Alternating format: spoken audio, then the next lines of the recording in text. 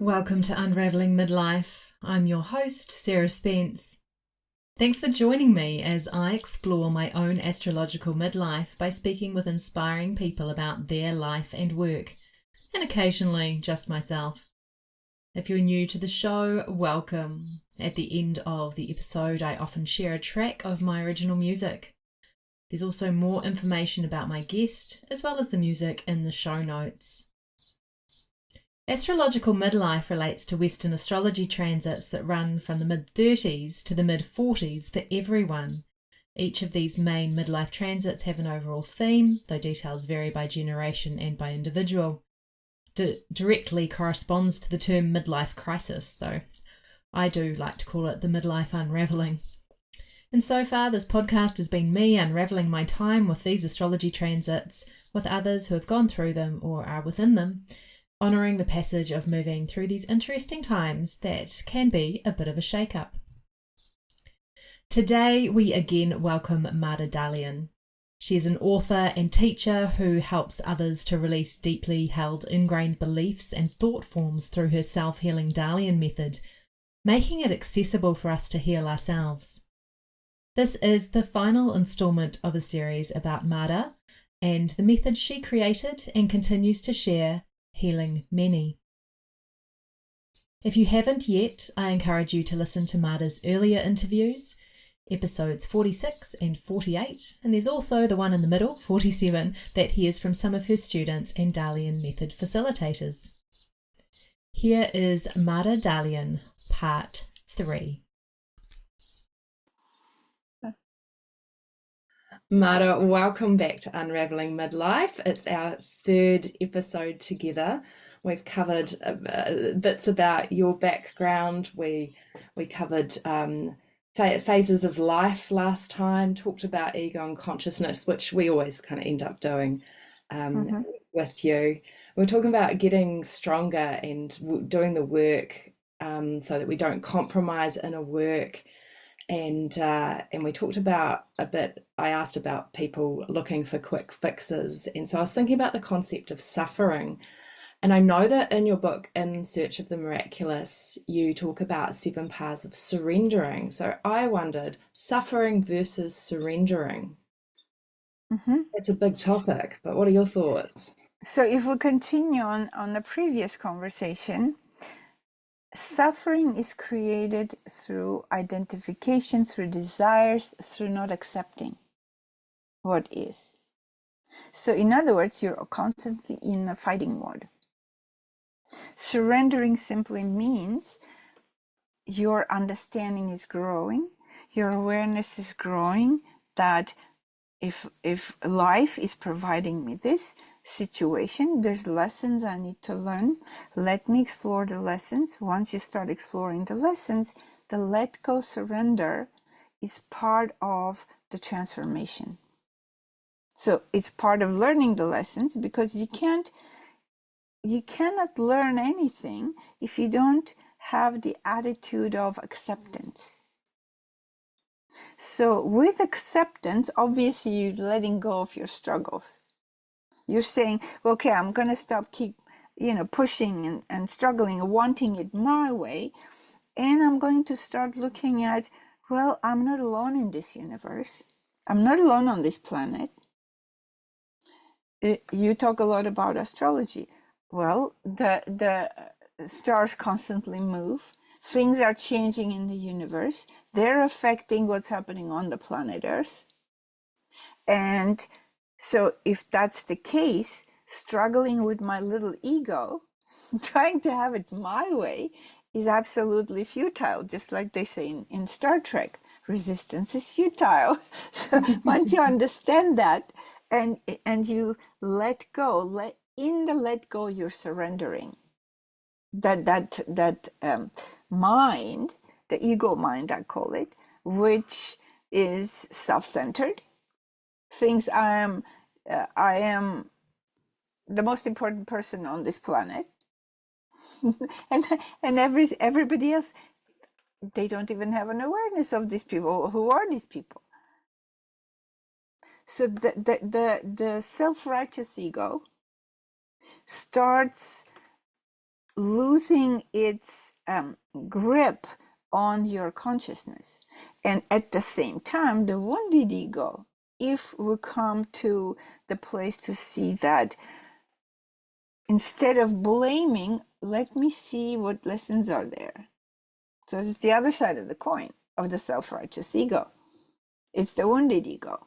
So then once that ego stops blaming, well, it's because this happened, that happened, my parents did this and that, etc., etc., or blaming your partner, it's all your fault that I feel this way. Well, once you stop that blaming and look at what are my lessons here?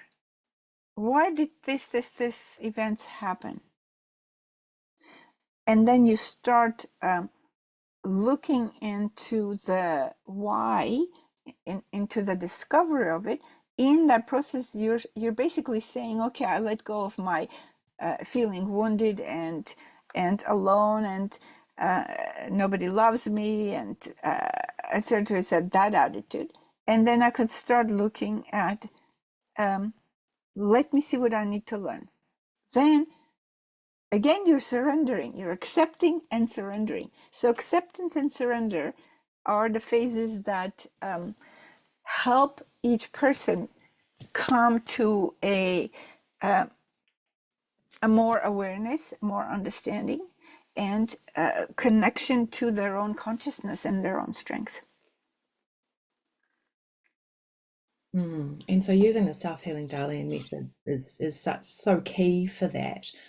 I was reading In Search of the Miraculous, and I saw there was 5 characteristics of thought, and my eyes lit upon thoughts and emotions are one, and thoughts move through breath. And I wondered if you could speak a bit more about thoughts move through breath.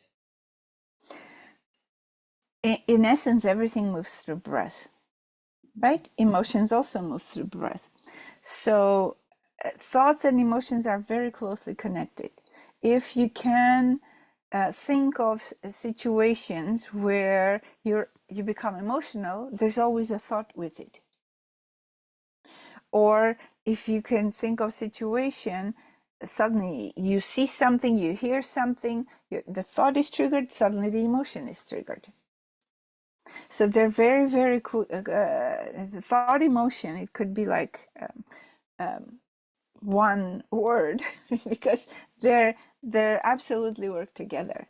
And so then when through meditation you can witness your thoughts and emotions, you create a distance, because then you start recognizing, I'm just watching something coming and going, because thoughts and emotions never stay forever the same. They always change. And you see little children, one moment they cry, next moment they start laughing.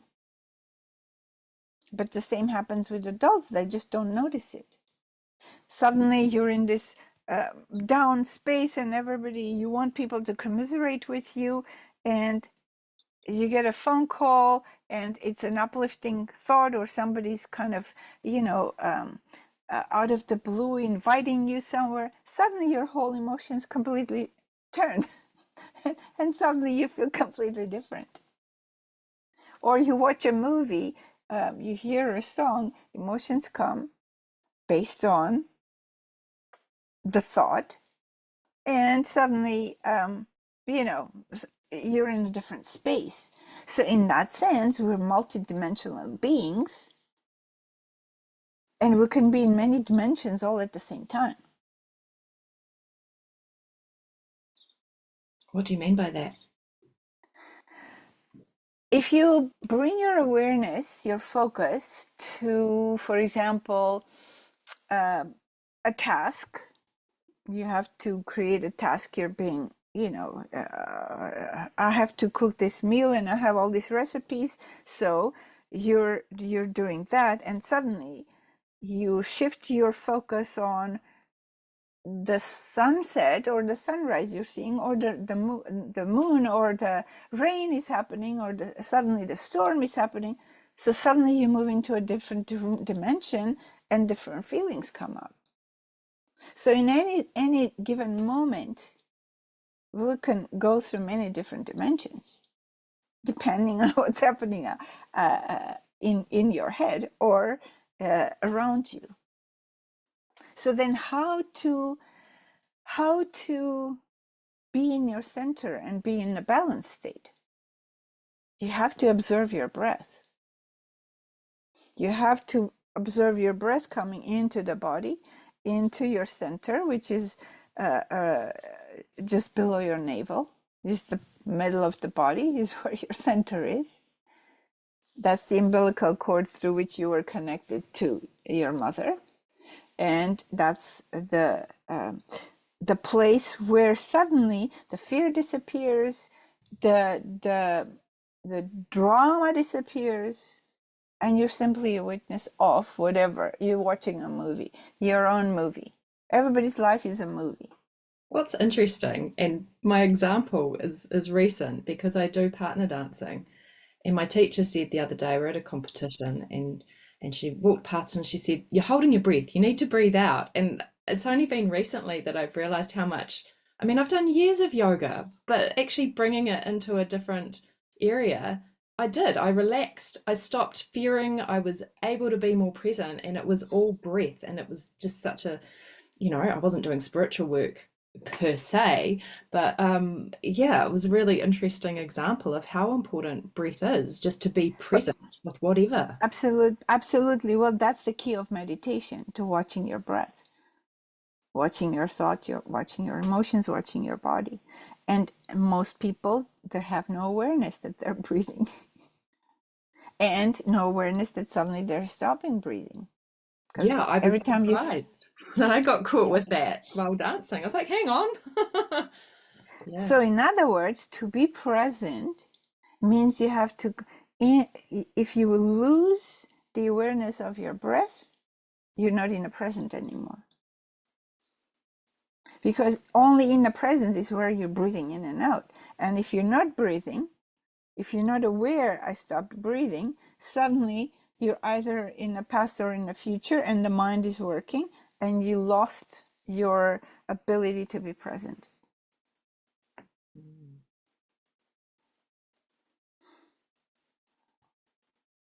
Because only in the present is how you can see things come and go. And then that wisdom starts growing inside. And that's why with age, as I said, if a person has been introspective, they've been asking questions, they've been looking at the meaning of life, etc. So with certain age, wisdom starts developing. That's why, there's respect for elders, because they have the life experience and life has taught them things. But then a child or a young person, many times, if the young person is more aware and more conscious, they could actually be wiser than the elders. And this is also the truth. You don't have to be old in age to be an elder. That's true. That is true. That is true. For example, for me, when I was a child, I could tell my father is not able to, he will not able to protect me, for example. He's just not able. So then I had to accept the fact that this man is not able to protect me. I have to take care of myself. So then who is the elder now? The child is the elder, not the father. Right? Yeah, and there'd be quite a few examples of people who have similar stories like that. So I was just thinking about, that the elderly and the young and that concept of surrender. And I guess in different ways, people at different ages have different things to surrender. But overall, there's those seven paths. And I found the seven paths of surrender in Search of the Miraculous, your book, um, quite interesting in the order that they presented. So, surrendering to sexuality, surrendering to life, surrendering to your inner power, surrendering to love, surrendering to your individuality and inner wisdom, and surrendering your will to the will of existence. And that's the order, isn't it?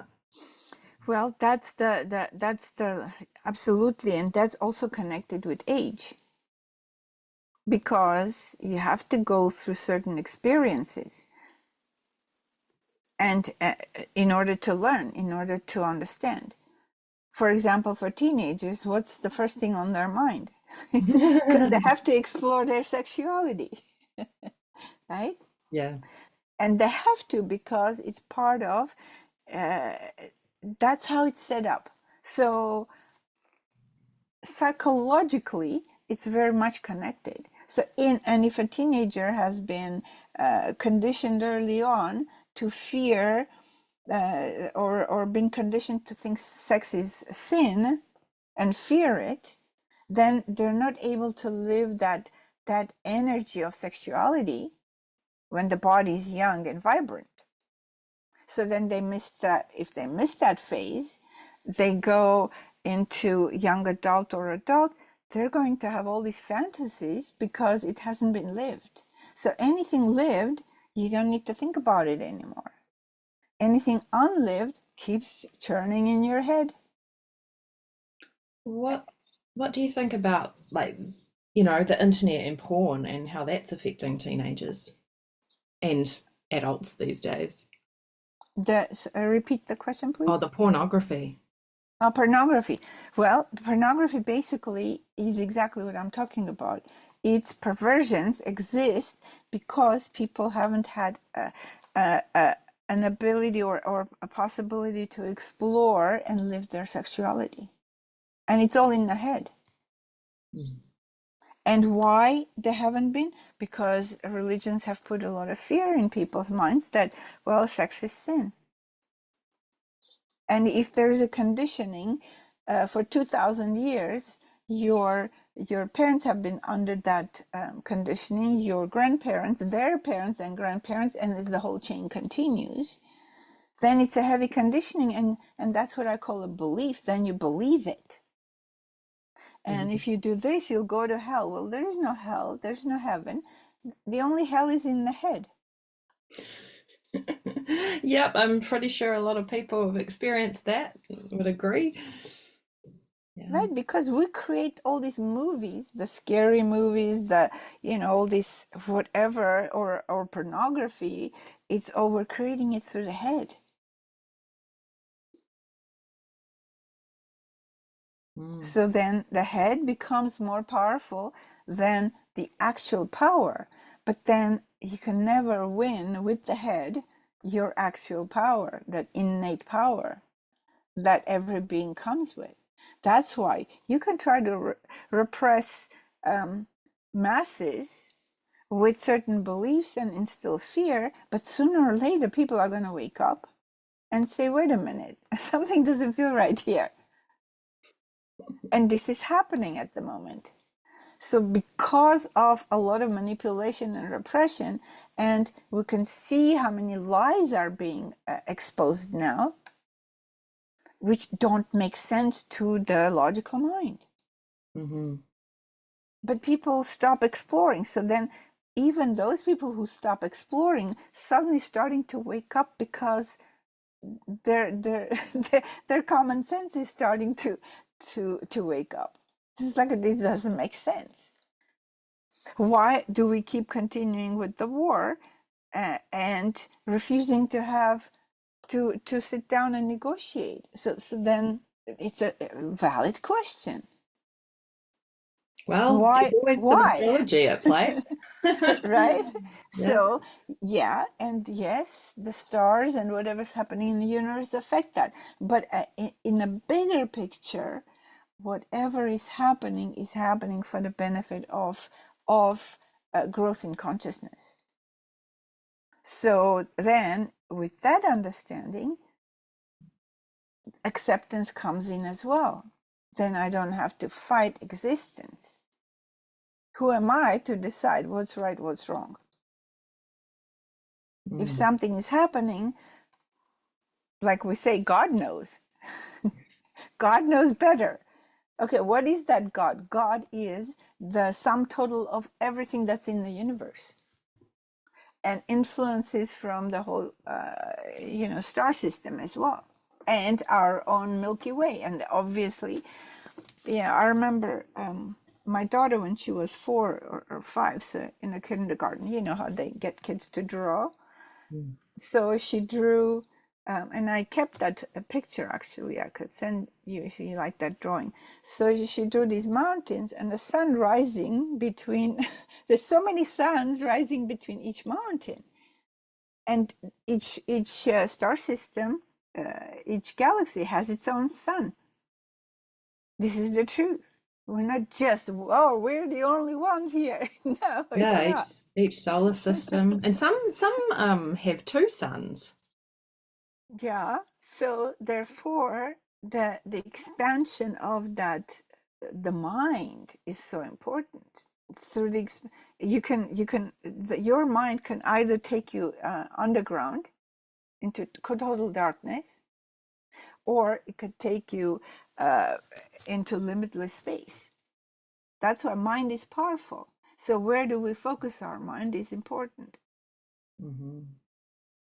If we focus on our mind on complaining that, or being afraid of being alone, then the quality of the life changes. If you focus on the mind of, I'm going to go through my fears and find who I am, regardless, then you're developing your strength. And obviously, your focus then is lifting you up to a more wider space. Mm. And so when the mind lifts up, does that correlate to the levels of surrender, or is it? It is surrendering when it lifts It up. only through surrender you come to wisdom. And we need to understand the word surrender. The word surrender doesn't mean give up. Surrender means let go. Let go of what you're stubbornly holding on to. That's what surrender in this context, what I'm trying to explain. Let go of what you're stubbornly holding on to. In spite of seeing that all the signs are showing that no, things aren't happening. No, okay. Well, let go or surrender means also I need to change the way I'm doing things. I need to change my approach. That's surrender. You let go of your old idea is how you can come to the new idea. You can't come to new idea if you hold on to the old idea. Yeah, absolutely. And if you hold on to, well, you did this to me forever, well, you're not going to grow, you're not going to feel happy, you're not going to go anywhere. You're just going to add to your bitterness inside. Yeah, I call it the mind grooves, when mind gets stuck on something and goes around and around on the same topic.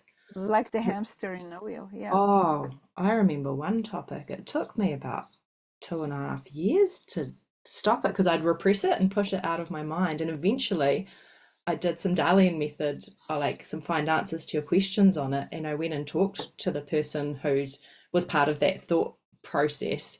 And now it's fine because I addressed it. But it was really a good example of like repressing, like being very good at repressing. And yeah, the Yeah, Dalian and method really helped. that's exactly the case with humanity.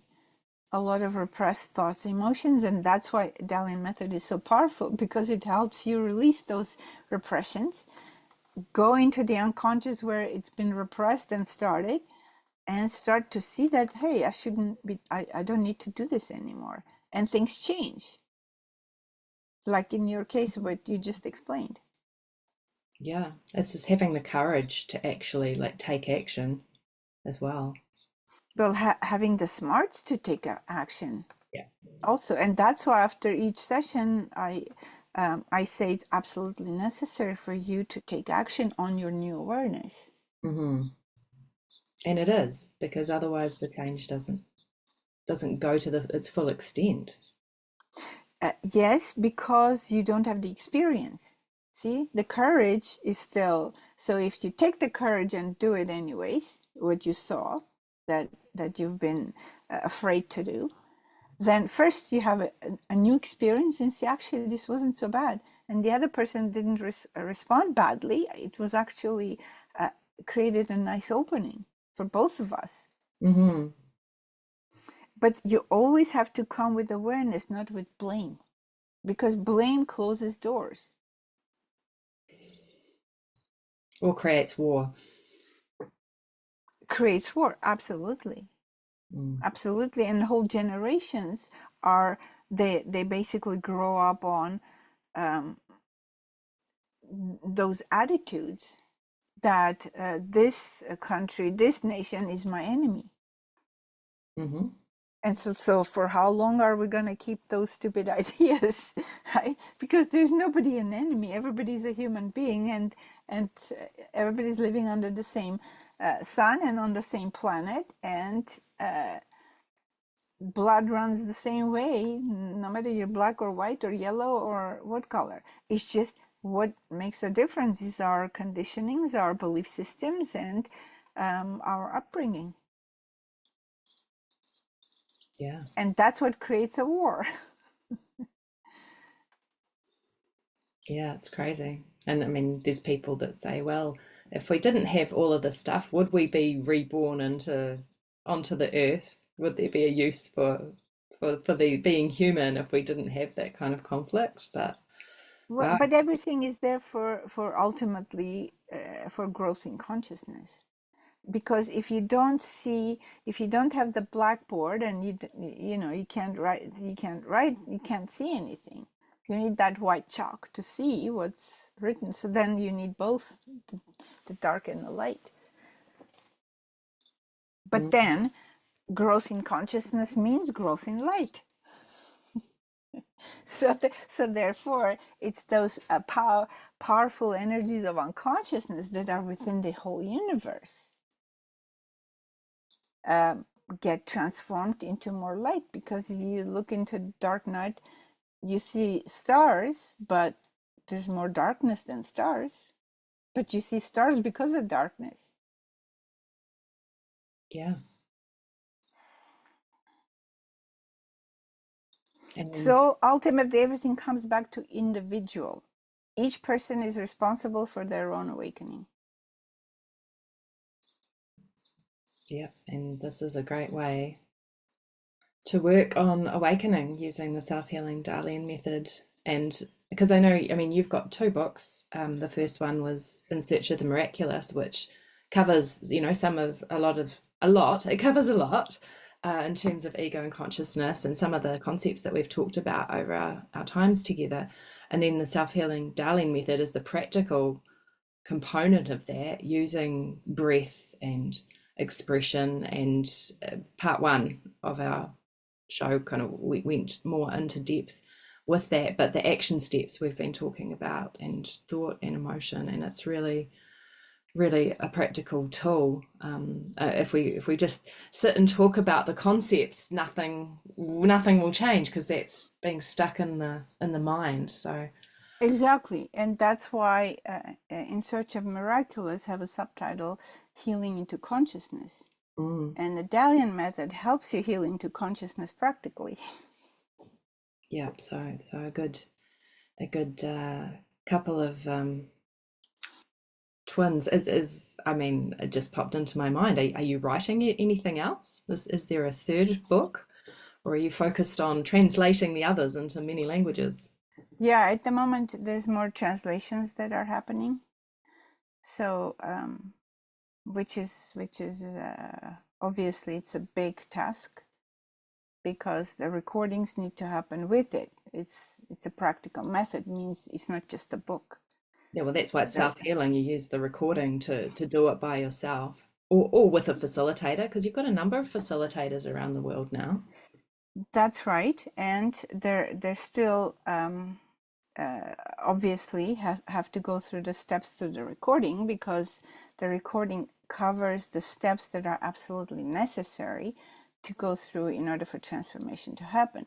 So facilitators are trained to know how to facilitate people who get stuck during the process and help them actually move faster. And if someone downloads the recording and works by themselves, it can be quite easy not to interpret the instructions absolutely correctly with the breath and things. So sometimes it's really good to have that experience with Yeah, and someone many else, people need somebody to help them, especially initially, because it's such a brand new method. So that's why working with facilitator is very helpful. Yeah. Well, Mada, thank you so much for your time over our 3 episodes, and I'm sure the listeners are really grateful with the feedback we've had so far. I've been hearing people go, "Oh, thank you so much for doing that." So it's not just thanks from me; it's thanks from our listeners, and yeah, head to www.madadalian.com for a lot of information. As you said in episode 1, there's a lot on the website, but you do online courses throughout the year. There's always there'll be an 8-week that starts in January. Yes. 5 weeks usually October, but you often come up with other different things through the year, and having it online makes it a bit more accessible. And if you're in the New Zealand time zone, you just get up early. Right. Yeah. One And last there'll be, question. And don't yeah. be. So I was going to say there's going to be a new one Oh, in May with ah, transcending fear of death and the unknown. oh, great. I'll Yeah, look forward 21 to days that. of that. 21 days. Oof. Yeah. I do have one last question. I wondered if you could tell us about your name Mada and its meaning, because I believe it's Sanskrit. Is that right? It's Sanskrit. It's the name that I was initiated by. Fully, it's Jivan Mada. Jivan means life in Sanskrit, and Mada means ecstasy. So ecstasy means stepping out of the mind. Perfect. Thank you, Mada. My pleasure.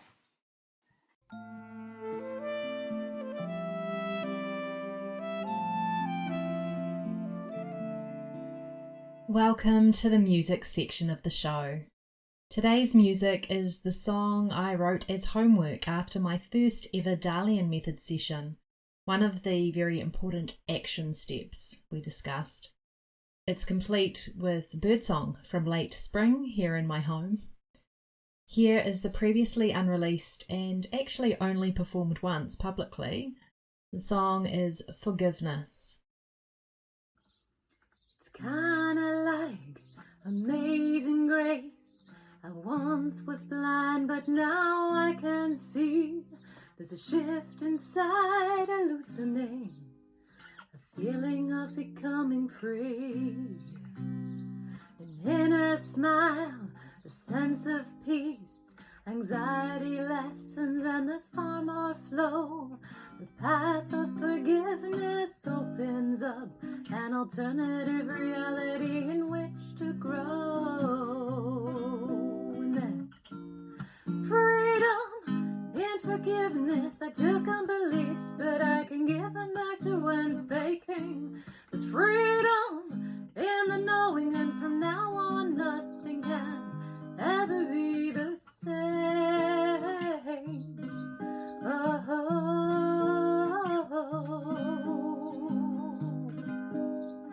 Into that world I barely remember, I got taken back. It felt so familiar, a vague memory. Feelings embedded deep started to unpack. With time it delved further, and bit by bit I started to understand why so much goes on when we are so young and can't remember even if we try. And there's freedom in forgiveness. I took on beliefs, but I can give them back to whence they came. There's freedom in the knowing, and from now on nothing can ever be the same.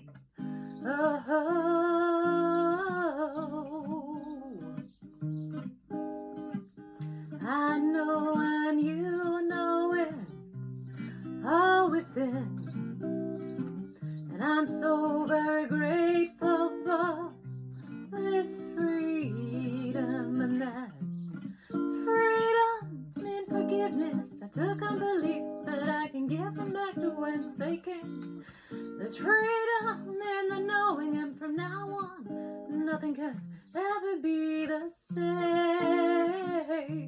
Oh.